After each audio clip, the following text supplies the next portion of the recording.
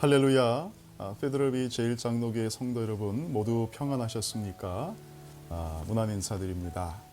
날씨가 이제 굉장히 온도가 많이 올라가고 우리 여름을 향해서 달려가고 있는 것을 느낄 수 있습니다. 저는 요즘 대신방을 통해서 우리 성도님들 만나뵈며 함께 교제하고 또 기도 제목을 나누며 시간을 보내고 있습니다. 하루빨리 우리 팬데믹이 종식돼서 우리 모든 성도 여러분과 함께 예배드리고 함께 교제할 수 있는 날이 오기를 기다리고 또 기도하고 있습니다. 오늘 우리 지난주 설교 묵상 여러분과 함께 나누기를 원하는데요. 본문은 창세기 45장 1절에서 8절이고요. 제목은 요셉을 통해 일하신 하나님입니다. 본문이 길어서 제가 창세기 45장 5절 말씀만 한 구절 읽어드리겠습니다. 창세기 45장 5절입니다. 당신들이 나를 이곳에 팔았다고 해서 근심하지 마소서, 한탄하지 마소서. 하나님이 생명을 구원하시려고 나를 당신들보다 먼저 보내셨나이다. 아멘. 1번 문제를 한번 보겠습니다. 요셉이 애굽의 총리가 된 후 형들과 만날 때 나눈 대화를 통해서 볼 때 요셉은 자기 자신을 누구라고 고백하나? 요셉의 이야기를 여러분들 아마 다들 알고 계실 것입니다. 형들에게 팔려 나갔다가 나중에 애굽에서 많은 고생 이후에 애굽의 총리가 되어서 애굽에 먹을 것을 구걸하러 온 형님들을 만나게 되죠. 인생의 역전된 상태에서 형님들을 만났을 때 요셉은 자기를 누구라고 소개했을까요? 오늘 본문 말씀 창세기 45장 4절에 보니까 이렇게 기록이 되어 있습니다. 요셉이 형들에게 이르되 내게로 가까이 오소서. 그들이 가까이 가니 이르되 나는 당신들의 아우 요셉이니 당신들이 애굽의 판자라. 당신들이 애굽의 판자라. 여러분, 이것이 요셉이 갖고 있는 자기 첫 번째 정체성이었습니다. 잊지 않은 것이죠. 내가 형들에 의하여 애굽의 노예로 팔려갔다라는 이 비극적인 이산 가족의 상봉보다 더 아픈 고통의 가족의 아픔을 갖고 있는 사람이 요셉이었다는 것입니다. 자, 그것이 첫 번째 자기 정체성이었습니다. 자, 만약에 이 정도 됐다면 여러분 이 이야기를 읽어보면 아시겠지만 그 모든 이야기들을 통해 요셉은 가슴에 상처를 안고 그의 형들을 만났을 때 아마 복수의 피를 흘리지 않았을까 싶습니다. 자, 그러나 그러지 않았습니다. 자, 2번 문제를 보겠습니다. 요셉은 누구에 의해서 자신이 애굽에 와 있다고 고백하고 있나?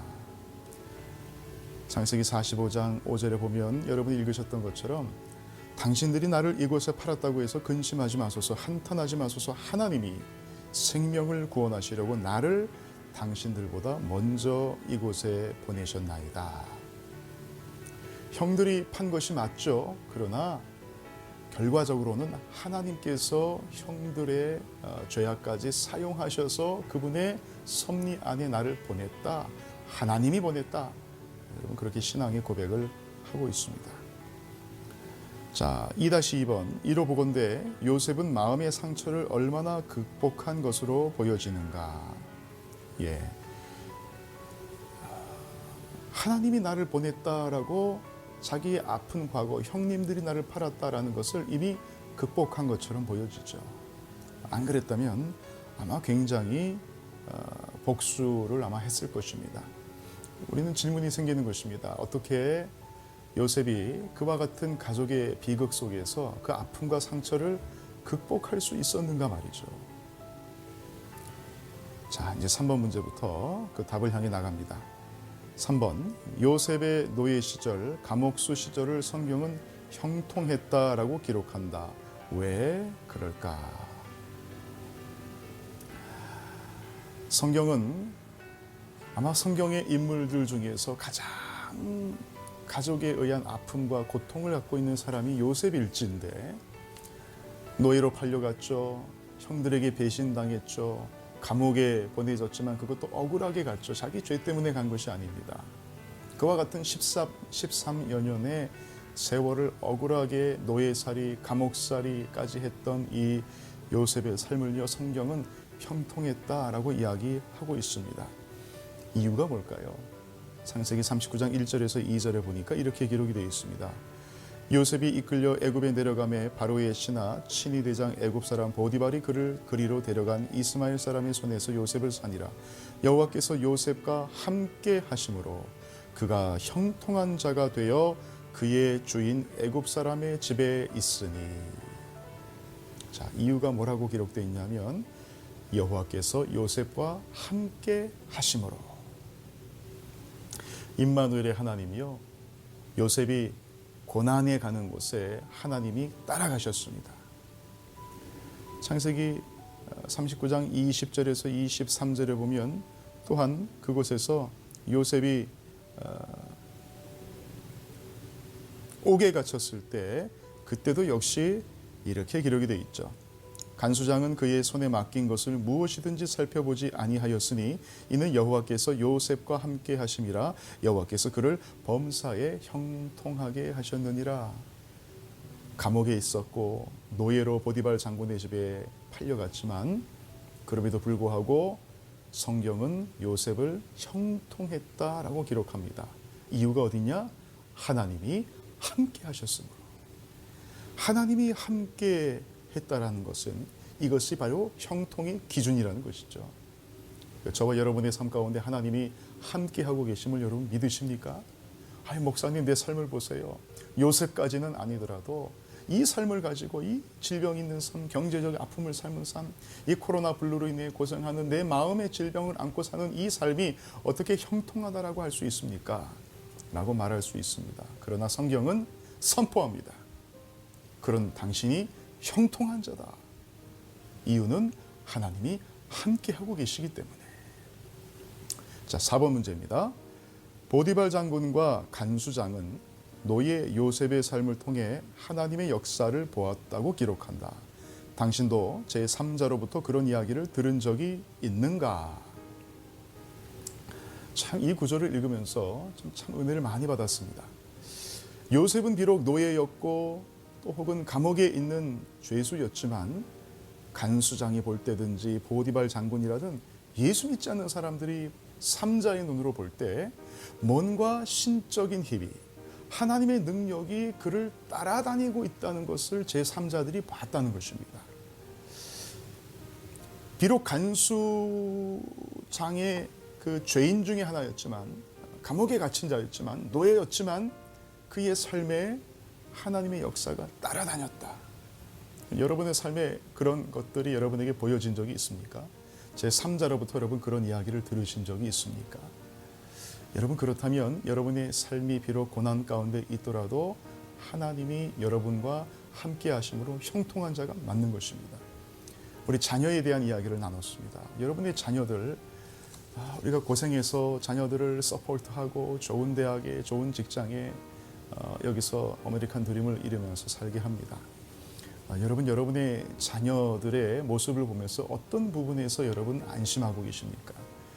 여러분의 자녀가 이 땅에서 좋은 직장 또 좋은 수입을 얻고 가정을 가지고 살고 있다는 것에 큰 죄를 짓지 않고 범죄하지 않고 살고 있다는 것으로 여러분 판단의 기준을 서고 계십니까? 아니면 여러분들의 자녀의 삶에 여러분의 부모가 볼 때에도 하나님의 역사가 따라다니고 하나님이 쫓아다니시는 것이 여러분의 자녀의 삶에 보이십니까?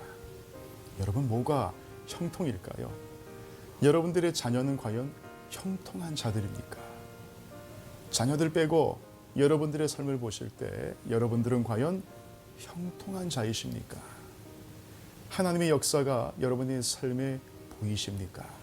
남들에 의해서 그런 고백이 들려지십니까? 여러분 그것이 성경이 말하는 형통의 기준이라는 것입니다. 자, 5번 문제입니다. 요셉은 두 아들의 이름을 통해 자신의 신앙을 무엇이라고 고백하는가? 요셉은 아들을 둘을 낳았습니다. 첫째가 바로 므낫세였고 둘째가 에브라임이었죠. 요셉은 그 아들의 이름을 지을 때 자기의 신앙의 고백을 담아 지었다고 기록하고 있습니다. 므낫세는 어떤 이름 뜻이었습니까? 하나님이 내게 내 모든 고난과 내 아버지의 온 집을 잊어버리게 하셨다. 그 뜻입니다. 한 단어로 므낫세라는 것은 잊어버리다라는 뜻입니다. 찾아였던 에브라임은 어땠을까요? 에브라임의 이름 뜻은 하나님이 나를 내가 수고한 땅에서 번성하게 하셨다라는 뜻입니다. 한마디로 번성하다라는 뜻입니다. 여기서 참 놀라운 요셉의 신앙의 고백을 우리는 보게 됩니다. 상처 많았던 요셉의 삶 가운데 그 아들의 이름을 지으면서 하나님이 내게 내 모든 고난, 내가 아버지의 온 집일, 가정에서 겪었던 형들로부터의 상처, 배신, 팔려나가는 아픔, 아버지를 오래 떠나 있었을 때 내 마음 가운데의 그리움과 고통, 이 모든 것들을 하나님이 잊게 하셨다. 잊게 하셨다. 하나님이 내 눈물 닦아주셨다.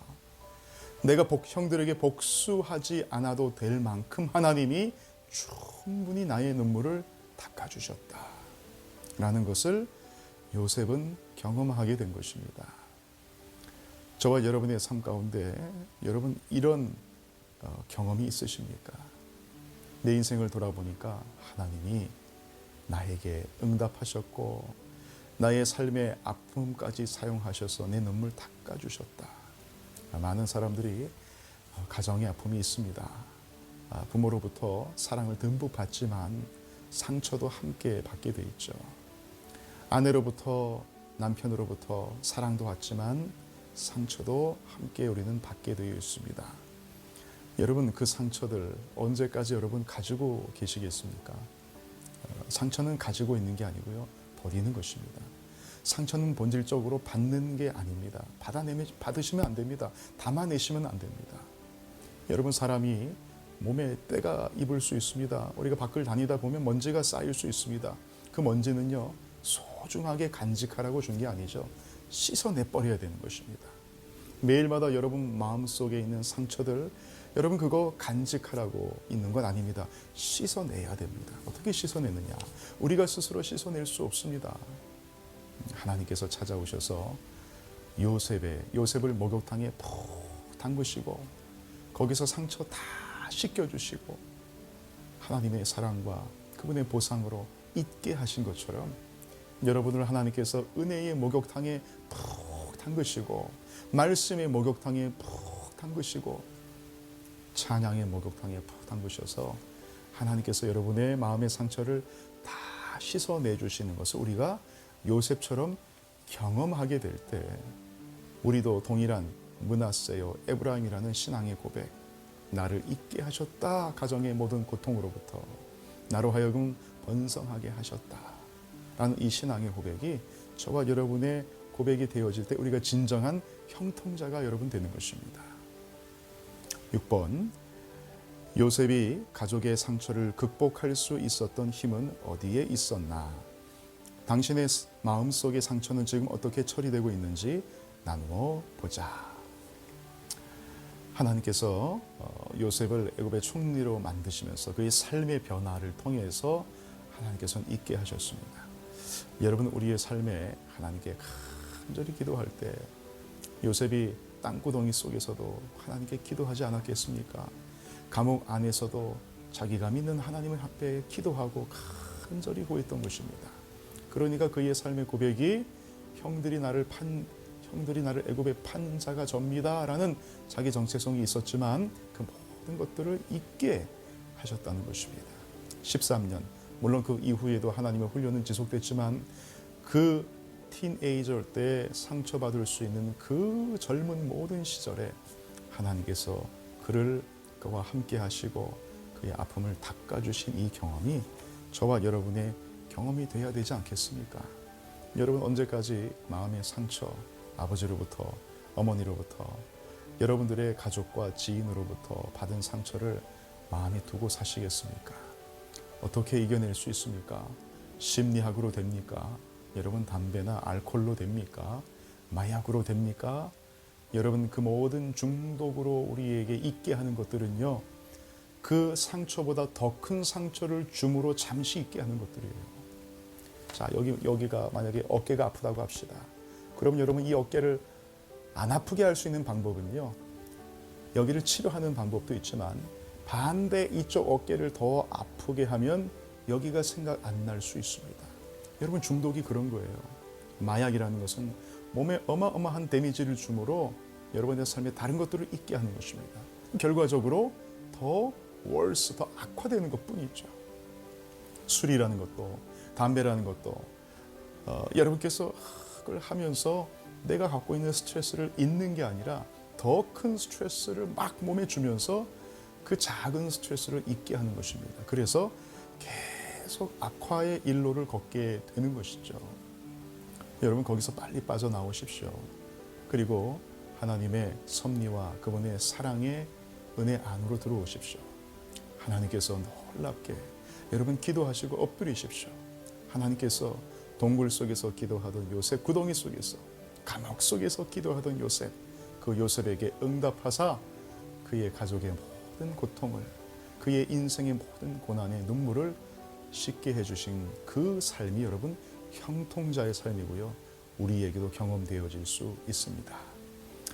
자, 사랑하는 성도 여러분, 이 형통자의 삶을 여러분께서도 이 한 주간 살아내심으로 말미암아 입술을 통해서 내가 바로 형통자입니다.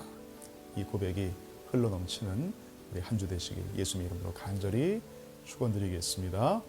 기도하겠습니다. 하나님, 주님께서 우리에게 말씀 주심을 감사합니다. 비록 우리의 삶이 고난과 고통과 아픔과 타인으로부터, 가정으로부터 받은 상처로 우리의 마음이 아프고 쓰리지만 그럼에도 불구하고 우리 하나님은 그곳에 함께 하셨고 요셉의 삶에 하나님의 기적적인 역사로 그의 아픔과 고통을 씻겨 주시사 기억도 나지 않게 하신 것처럼 우리의 삶에도 우리 마음속에 갖고 있는 상처 담아두지 않고 내 자녀나 내 가족들에게 쏟아붓는 것이 아니라 그리스도의 은혜와 사랑과 섭리의 은혜로 아버지께 엎드려 깊은 곳에서 기도할 때에 나를 이끄시는 하나님을 통해 아버지 하나님 있게 하시고 더 큰 은혜로 이겨낼 수 있는 형통자의 삶을 우리 모두 다 살 수 있도록 주의 성령께서 역사하여 주시옵소서. 감사드리며 예수님의 이름으로 기도했습니다. 아멘. 우리 모두 형통자의 삶을 사시는 복된 하루 되시기를 축원드립니다. 감사합니다. 샬롬.